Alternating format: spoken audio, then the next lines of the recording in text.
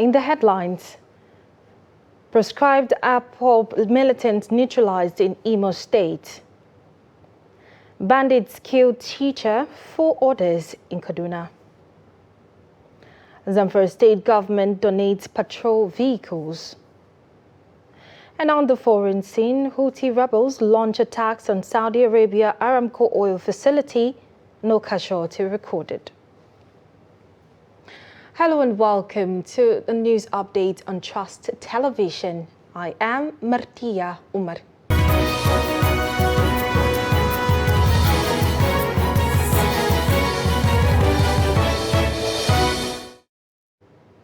Now the news in detail. Suspected members of the proscribed indigenous people of Biafra IPOB were neutralized in a gun duel with the police at Omoma, hometown of Governor Hope Uzodimma on Sunday morning. According to the police public relations officer, Imo Police Command CSP Mike Abatam said the gunmen were killed in an attack on Omoma Police Station in Oru East local government area of the state. He said the hoodlums came in large numbers with various calibers of improvised explosive devices to Omoma Police Station, shooting sporadically but were swiftly repelled by the police. According to him, charms and 5 undetonated different capacities of improvised explosive devices were recovered from the neutralized bandits, noting that the police has come in the bush to apprehend the fleeing gunmen. The incident is coming barely 24 hours after gunmen bombed Omogoma Divisional Police Headquarters in Owerri West local government area of the state, killing 2 officers, and also on Saturday razed the country home of President of Ahaneze Ndigbo, George Obiozo, in Awamama community, still in Oru East local government area. Meanwhile, the governor of Imo State, Hope Uzodimma, blamed the attack on desperate politicians, whom he said will be hunted down soon. Bandits have killed a school teacher with 4 others in Birnin-Gwari local government area of Kaduna State. The local government chairperson, Ahmed, confirmed the killing of the teacher by the bandits, adding that the bandits also injured 1 other person who is receiving treatment in a hospital. A statement issued by Birnin-Gwari Vanguard for Security and Good Governance, signed by its chairman, Ibrahim Nogwari, said about 14 people were also abducted in the eastern part of the area. According to the group, the incident happened at different times within the past 4 days, adding that in Rangdayi area, bandits released 32 people out of the 46 abducted after paying 16 million ransom. The group called on security agencies to always respond to distress calls from the various wards in Birnin-Gwari. In another development, a clash between farmers and herders have reportedly resulted in the death of at least 6 persons and scores of others injured in Guri local government area, northeast of Jigawa State. Information from the area last night indicated that the conflict has been brewing in the area because of the disagreement between the 2 groups, which climaxed on Friday, leading to the death of the victims. The State Police Command, which confirmed the development, however, said 2 were killed in the incident and 5 persons who were injured have been transferred to Hadejia General Hospital for further treatment. Police spokesman ASP Lawan Adam said 1 person has been arrested in connection with the crisis, while others have fled. But he assured that reports were in top gear, and the efforts are also to ensure that the arrest of the remaining suspects are made. And according to the spokesman, the police on Friday received information on the clash between the herders and the farmers at Magiram village in Guri local government area of the state. The State Police Commissioner Aliyu Sale Tafida and other high-ranking officers of the command have visited the scene to assess the incident, advising residents of the area to go about their normal activities without any danger of molestation. The National Emergency Management Agency, NEMA, says 8 persons died in a communal dispute that occurred between the Alesi community in the Ikom local government area and their neighbors, the Ochong community in Obura local government area of Cross River State. South-South Zonal Coordinator of NEMA, Godwin Tepiko, confirmed this during an on-the-spot assessment of communal crisis in both communities at the weekend. Tepico said that the crisis broke out as a result of a land dispute between the two neighboring communities, noting that at least 2,008 persons were affected and have been displaced from their ancestral homes. And meanwhile, police in Kogi State has confirmed that the arrest of 3 suspected hoodlums for the alleged gruesome murder of a pastor of Deeper Life Bible Church, Alimi Victor, on his way home from a church service at Okaito area along Kaba Okene last week. The police public relations officer SP William Aya, while confirming the arrest on Saturday, said the police found the body of the deceased in a pit along the route of his church a few days after declaring him missing. According to the police spokesperson, the 3 suspects are already undergoing interrogation at the Criminal Investigation Department of the command in an attempt to uncover the reasons behind their dastardly act. And to Zamfara State, where the governor, Bello Matawali Muhammad, has presented 5 brand new Hilux vehicles to the government of Niger Republic for special border patrol to curb the activities of bandits now declared as terrorists. The donation of the 5 Hilux vehicles is in fulfillment of an earlier pledge made by Governor Bello Matawali to support the government of Niger Republic with vehicles and other security logistics and the fight against the banditry. To report. Zamfara State Governor Bello Matawali had presented 5 Hilux vehicles to the Governor of Maradi Region, Abubakar Shuaibu, at a ceremony held at Government House Gusau in the state capital. Governor Mohammed said his administration decided to donate the vehicles to the government of Niger Republic in order to provide special border patrol at Maradi and other parts of Niger Republic, which shared borders with Zamfara, Katsina, and Sokoto states. To be my colleague, as I pledge to give 5 vehicles, trucks, and other to ease the fight against banditry and to checkmate the cross-border patrol of these criminals that are between Zamfara and Maradi region. Today, I am handing over the said vehicle, as I promised, to the President of Niger Republic, President Muhammadu Bazoum. He sent the Governor of Maradi and all the security chiefs in Maradi region to come to Zamfara and other to receive these vehicles for the use in transborder patrol. Governor of Maradi Region Abubakar Shuaibu thanked Governor Bello and the people of Zamfara State for the gesture done to them, saying the vehicles will be used in the fight against banditry and other heinous crimes, particularly along the Maradi border. The Maradi governor, in company of his commissioner of police and other service chiefs from Maradi Region, commended the efforts of the governor in the fight against banditry.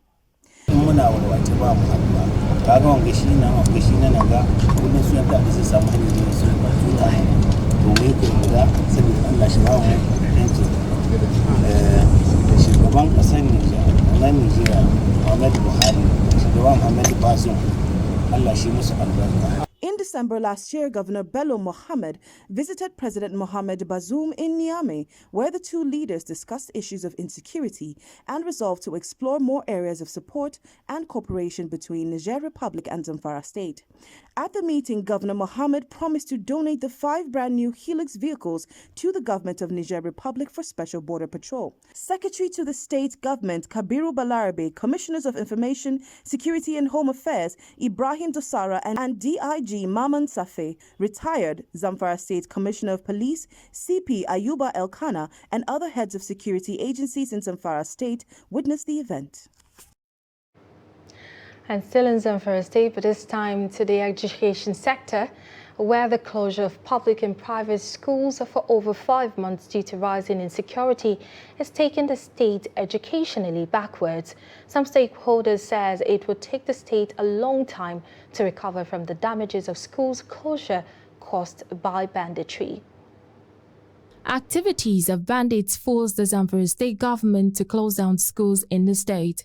80 students and staff of Government Day Secondary School Kayar Maradun local government area were abducted in September last year. While some parents organized home lessons for their children, others resorted to online lessons, but shutdown of telecommunication service also hampered this. Abdurrazak Bello is a resident of Kaura Namo, the local government area of Zamfara State. He observed that the school's closure has adverse effects that will manifest in terms of state's manpower in the future.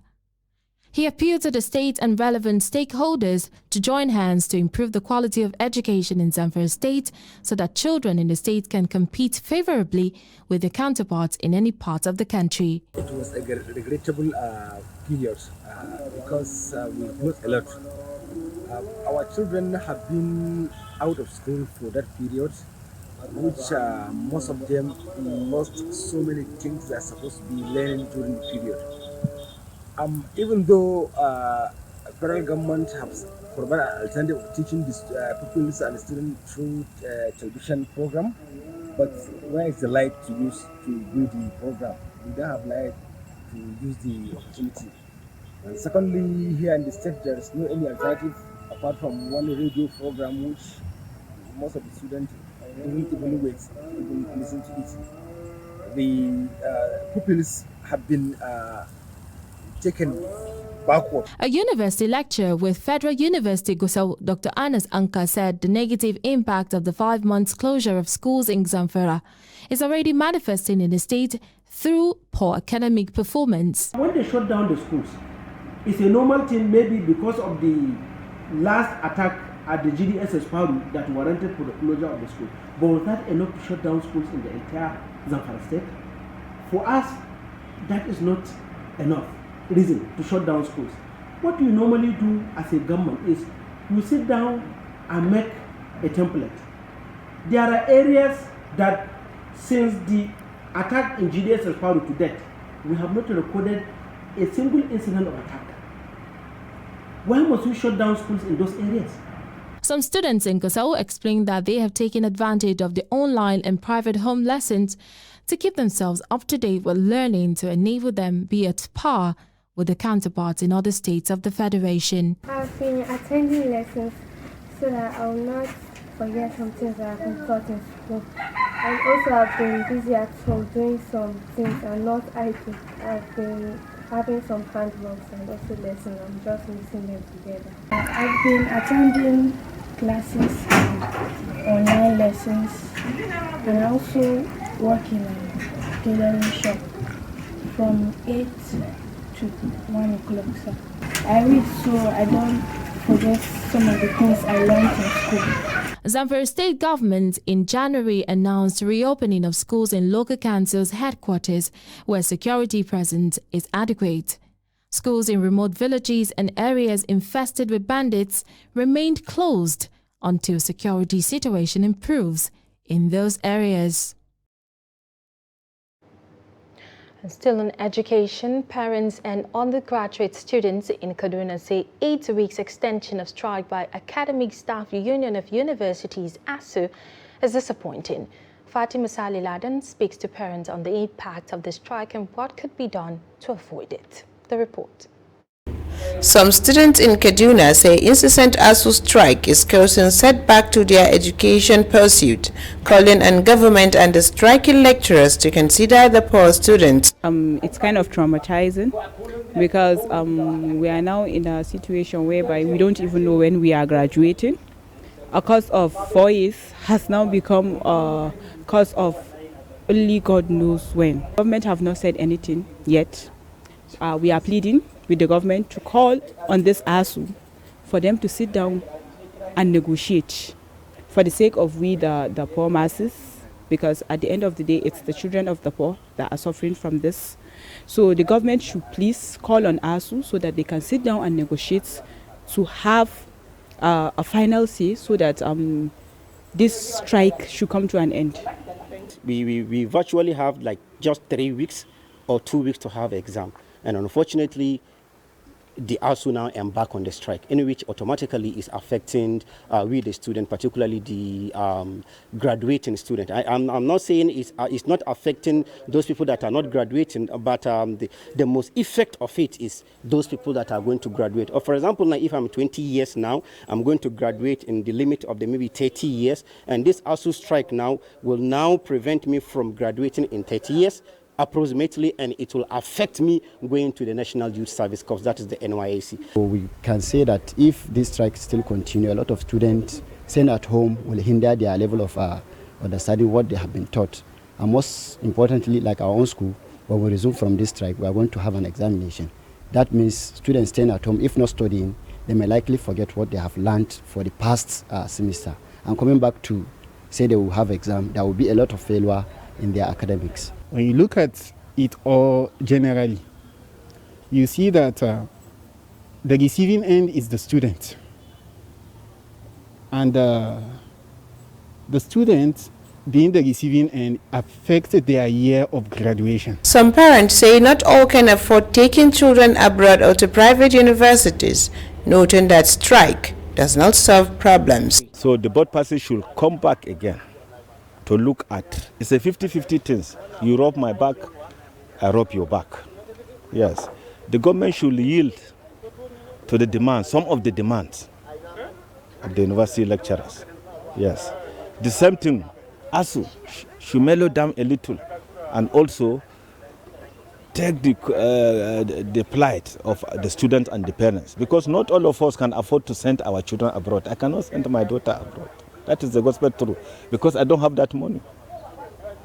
A child that is supposed to finish a course and back his own certificate within 2 or 3 years is ending up spending 4 to 5 years. And the parents also are not happy. So government should do something. ASU too need to reason. I think among them they have children that are schooling. Can they sit and find out properly in a dialogue form to address this issue?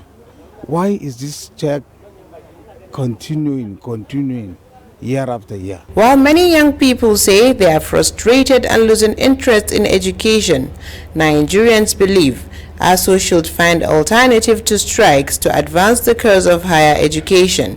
Fatima Saleh Laden, Trust TV News, Kaduna. You're watching Trust TV News Update. Coming up after the break, we'll take a look at how a lawmaker turned into a palm oil seller. Stay with us. This is Trust TV, documenting the Nigerian story.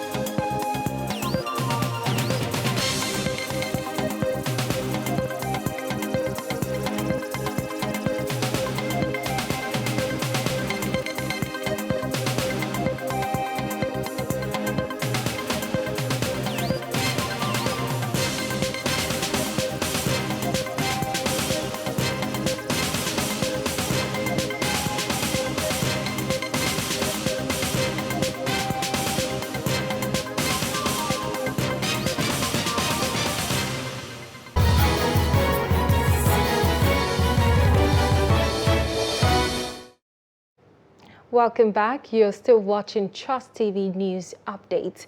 But before we continue, let's take a look at our top stories. We told you that suspected members of the proscribed indigenous people of Biafra, IPOB, were neutralized in a gun duel with the police of Omuma, hometown of Governor Hope Uzodimma, on Sunday morning. And the bandits have killed a school teacher with 4 others in Beningwari local government area of Kaduna State. And moving on to more news, the battle line between Legislative Council of Ningi Local Government Area and Bauchi State Government has been drawn over the suspension of Executive Chairman of the Council, Mahmouda Hassan Tabla. The Council declared that no one has the constitutional power to remove him from office, except the Council members. Adamu Imam reports. The legislative members led by the Speaker Yakubu Anas Muhammad, the councillor representing Nasaru A leading other members while addressing members of the Bauchi State Correspondent Chapel. The Legislative Council also distanced themselves from the purported suspension of Talba as widely circulated on social media. Instead that we never sat deliberately and resolved to suspend the executive chairman. Therefore, such letter never emanated from us, and we strongly condemn it, and whoever write or support it. We want to further that we are in total support of our executive chairman. He has done nothing wrong to warrant any suspension from the council. He added that the issue of suspension was aimed at causing political instability in Ningi and the entire state, while informing that the Legislative Council was invited to a meeting at the SDG office Government House, and members left with the expectation that the allegation leveled against the chairman is still in question, only to see a letter of suspension circulated around. Furthermore, he says they were convinced that the governor was not aware of what the perpetrators are doing, because a former lawmaker will not allow such to happen, not at this time when he needs every support, especially when the general election is fast approaching. If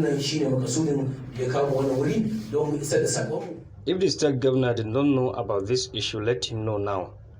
We are protesting the purported suspension of our honorable chairman in Ningi local government, because we know our governor will not allow some to cheat his people, over 1 million people in Ningi alone. This is what brought us here, to tell the world that Ningi local government area will go into confusion if care is not taken.